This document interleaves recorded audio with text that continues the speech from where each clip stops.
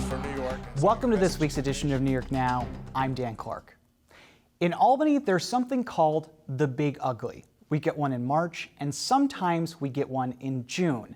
A Big Ugly is a huge bill that lawmakers introduce and pass that includes all the major policy items they've negotiated for weeks. It's all the important stuff that you'd see in the news. And that way, they can make all of those laws in just one huge bill. But this year was different. Lawmakers ended this year's legislative session this week by passing some pretty significant items, all introduced, debated, and passed separately. And while advocates had hoped that Democrats could deliver on a range of new policy measures, not everything made the cut. Take a look. At the start of the week, no one knew what state lawmakers were going to do in the final days of this year's legislative session. That wasn't for lack of ideas. From parole reform to gun crime, lawmakers had plenty to consider. And some of them didn't make the cut, like a pair of environmental bills that would have taxed carbon emissions. Senate Environmental Chair Todd Kaminsky said they're still figuring out how to transition to cleaner energy without hurting consumers. It's really important to say to somebody, hey, go get an EV. And if they're interested, well, I don't have the money to do that, or I can't get a charging station in my home, we have to be able to give them an answer as to how to get there. And I really believe we're close to being able to do that. But to impose the serious costs that would come with that without giving people affordable alternatives is an issue. But a series of other measures were approved by lawmakers, including legislation targeted at the criminal justice system. That's the Less is More parole bill. That makes it so technical violations of parole won't send someone back to prison. A technical violation is something like being late to an appointment. More serious violations, like a new criminal charge or violating parole on purpose, would prompt a hearing to decide if someone should go back behind bars. And the bill's sponsors say that'll help people recently released from prison move on with their lives. It says that we're not going to come in and penalize you for everything. We're going to understand that we got to work with you and that we got to make sure that you are successful at every step. That bill was opposed by Republicans, who view it as part of a continued effort by Democrats to shift New York's criminal justice system in favor of the accused and away from law enforcement. Senate Republican leader Rob Ort. Crime is on the rise in every major metropolitan city in the state, across vast swaths of the state, and they're doing things that are going to make it even worse. Two other criminal justice bills, called elder parole and fair and timely parole, didn't get enough support to pass this year. Those would have granted more parole opportunities to older individuals and made it harder to deny parole for those eligible. Advocates even slept outside the Capitol in the final days of session to get attention from lawmakers. Anthony Dixon is a supporter of the bills. We want to see this chapter closed where we stop punishing people needlessly who are no longer a risk of committing a crime if released. But lawmakers were able to strike deals on other measures, like new gun laws. Democrats approved legislation that will make it illegal to own a gun in New York that doesn't have a serial number. That's to cut down on so-called ghost guns, which are assembled part by part and usually untraceable by law enforcement. Assemblymember Linda Rosenthal is a Democrat from Manhattan. Law enforcement has conveyed that they need all guns to be traceable and serialized.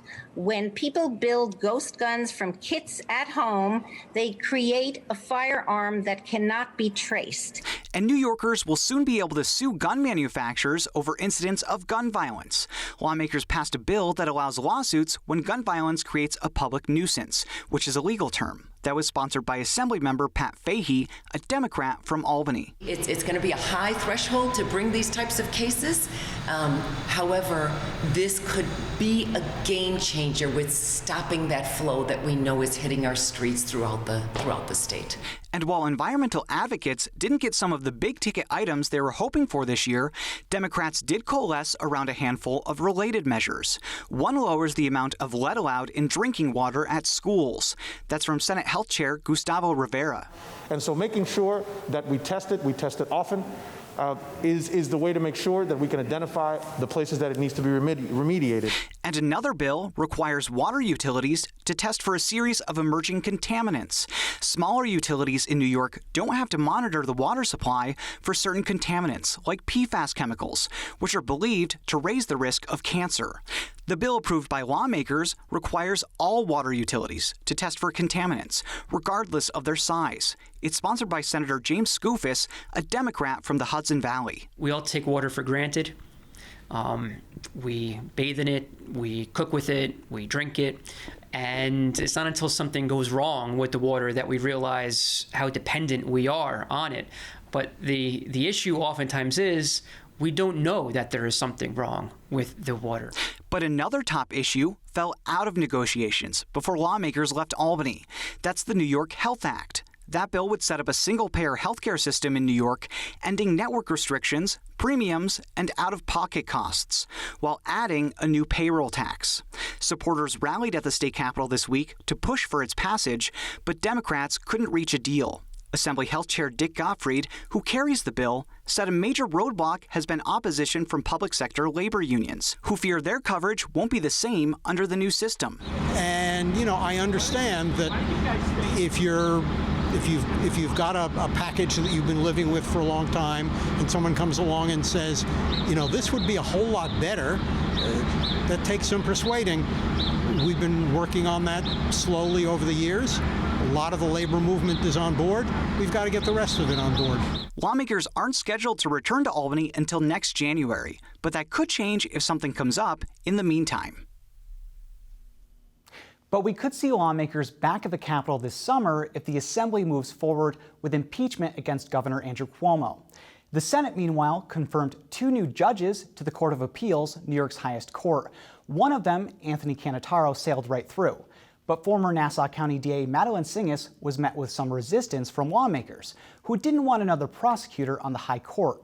State Senator Alessandra Biaggi. The New York State Court of Appeals, our state's highest court, is entrusted with issuing decisions that shape the fundamental rights of all New Yorkers. And I cannot, in good faith, vote in favor of DA Singis's nomination. I believe her past support of her for maintaining harmful criminal justice policies renders her unfit to serve on the Court of Appeals. And so today I vote nay and encourage my colleagues to do the same. But most Democrats voted in favor of Singis, citing her experience in office, including programs to divert people from the criminal justice system. Our Daryl Camp was the only reporter at the Capitol this week to catch Singis after she testified before the Senate Judiciary Committee. And she said she wasn't surprised. DA Singis, how did it go in there? I was happy to have an opportunity to answer questions. Thank you. Okay, were you expecting to be grilled as much as you were? I've been a DA for many years. Nothing surprises me, and it was an appropriate grilling because this is an important spot. And Daryl's with me now in studio with Karen DeWitt from New York State Public Radio. Thank you both for being here. Sure thing. Daryl, it really seemed like she didn't want to talk to you. Not only did she not want to talk to me, she didn't want to talk to anyone. So on the way into the Capitol, Ryan Tarnelli actually caught her as well. She didn't even look at him. He only got one question in. She just kind of blew right by him. And I was staking out outside the Blue Room, and I thought, okay, is she going to try to evade me? But myself and another photographer, we were both like, hey, let's hope she doesn't run away while her staffers were in the hallway. So I think that they were just like, okay, let's deal with this. But the problem is, she was in a tight spot because a lot of the Democrats were very critical of her, and she didn't want to say too much or anything that could cause her to be canceled or that would cause some sort of blowback. So she was very careful with her words. So I understand why she didn't really want to talk to anyone, but I'm glad that she at least looked at me. She didn't look at Ryan. A true attorney. Yeah, Really. but on the other hand, she is going to be a judge on the Court of Appeals. The highest So there court. should be some public accountability. And unfortunately, that's a pattern we're seeing at the Capitol as this end of the session concludes. that the Capitol is still closed to the public. Even though Governor Cuomo announced May 19th, the state is reopening. You can go to a baseball game. You can go to the theaters when they reopen with some restrictions. But the public is not allowed in the Capitol. And it hasn't just been the court nominees. It's been the legislative leaders that we haven't seen, the rank and file lawmakers. You can't, as a reporter, just walk on the floor and get a sense of what's going on. So I think that really illustrates that I think people, they're starting to have the mentality, oh, well, reporters, we don't have to talk to reporters anymore. Right. Any semblance of transparency that existed in Albany before the pandemic is gone at this point.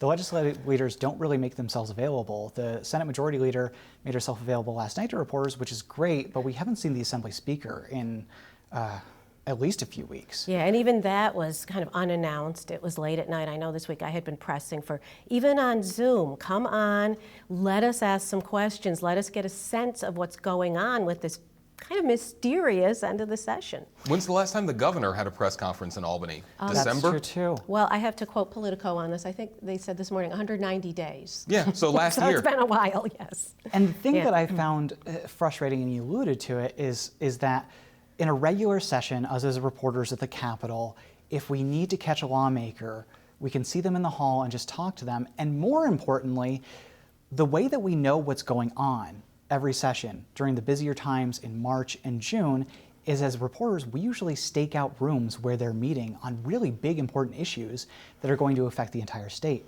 And now, because everything is still on Zoom, there aren't lawmakers going in the hall, and even the ones that are at the Capitol are doing the Zoom conferences from their offices, which is understandable given the pandemic. Right. But the availability has definitely diminished. Yeah, it used to be really hard to keep a secret in the Capitol Yeah. because somebody would leak it, some lobbyist walking by or some staff member, or you'd see someone go into a meeting, and now it's really pretty easy for them to really keep things very close to the vest. And it's not just, us whining. I mean, we represent the public, and the public doesn't get the full picture of what's going on there. And I think that's a shame. Yeah, and as we said in our story at the start of the show, at the start of this week, I don't think that anyone knew what was going to happen. I would argue that as reporters, we knew what the top issues were broadly, but there were a whole bunch of bills that passed both houses this week that are very important that we had no heads up. Like, lawmakers were just not holding events. The best example was yesterday. Both you and I were just sitting around hoping and waiting for news on Clean Slate all day through the night. Like 4 o'clock, we're like, are y'all finished? Are we done? What's going on here? Because there were rumblings about a finalized deal. Turns out that didn't pass. And if you asked me last week, was the ban or the ability to sue manufacturers going to pass for gun crimes? Yeah. As opposed to Clean Slate, I would have said absolutely not. But here we are, and the inverse has happened because no one's accessible. Yeah, that was strange. That really took me by surprise, the gun liability, because I asked the Assembly spokesperson through email.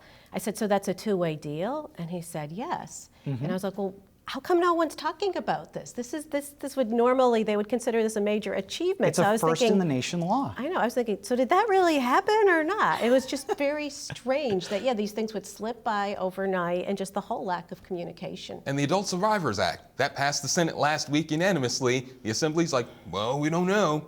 Right, and that's based on the Child Victims Act would give a 1-year window of opportunity, so adult survivors of sexual assault could sue their abuser, and that was passed by the Senate along with a number of other anti-sexual harassment laws, closing some loopholes in the laws, and it just kind of sank in the Assembly without really an explanation. And that one, I'm finding that one kind of confounding because there were members that supported it. And bipartisan. Why, yes, Both and why, parties. yes, and that's right. In the Senate, many of those bills, I believe, were passed unanimously. So that was very strange, and we still do not have a direct accounting of why was it, okay to not take up those bills that there seemed to be general agreement were needed.